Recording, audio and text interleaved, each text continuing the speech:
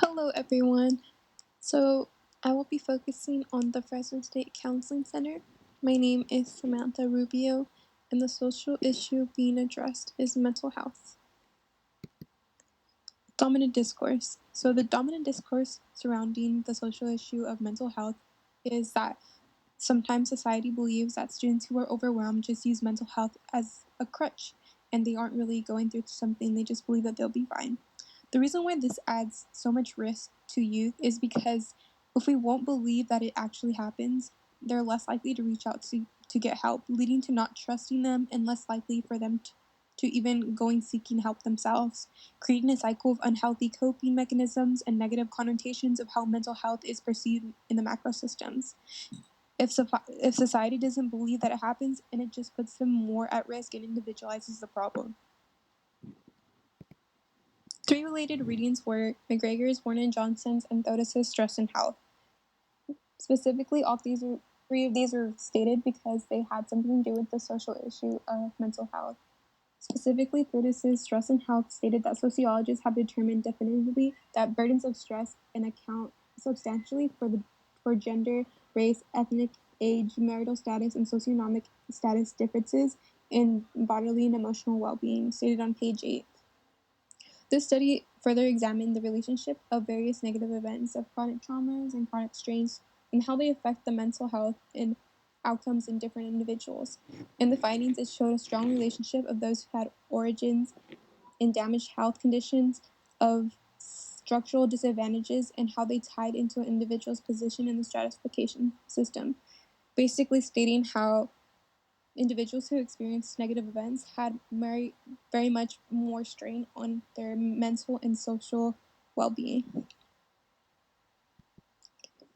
So the Fresno State Counseling Center provided a safe place for students to express thoughts, feelings, and concerns and offer a number of different types of counseling services.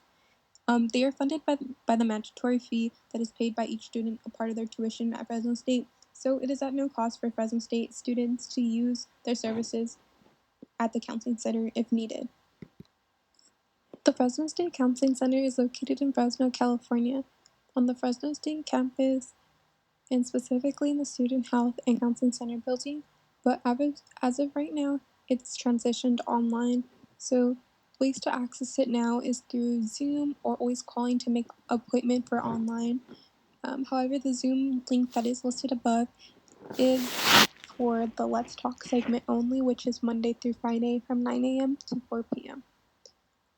The Let's Talk segment is the specific way that Fresno State Counseling Center is combating the social issue of mental health. The way that it addresses it is that it gives a way for students to receive help from a licensed mental health counselor quickly, and that's the key.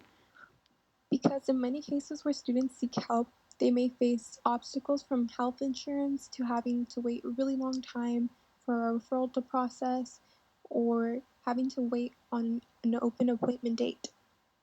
The Counseling Center Let's Talk service eliminates that, and through allowing students to drop in when needed, it gives them the space to receive help if they really need to. This system is in the microsystem of Bronfenbrenner's ecological theory because it is considered a school/health service, and it is secondary prevention because in periods of crisis, people are aware of the situation and when it is necessary to seek help. Also, it is very important to note that the Fresno State Counseling Center does state on their website that the Let's Talks visits are completely confidential. So if you were to go into any of the walk-in hours, there is no need to worry about confidentiality. Also, it does state on the website that the Let's Talk segments are provided by counselors that are professionally trained, but they are not a substitute for any psychotherapy or formal counseling. It is a way for counselors to provide informal consultation to help students with like a specific problem and introduce them what it's like to just speak to a counselor. The services are open to all students who are undergrad and graduate students. Students who are just not sure about what it's like to speak to a counselor, have an issue that's going on, or want to address a specific problem, or even want to branch out to other resources, are recommended to use the Let's Talk resource. Why is it important? This resource should be understood as a support for a young person's well-being because mental health is important and having resources available to you when you are struggling is key to resilience.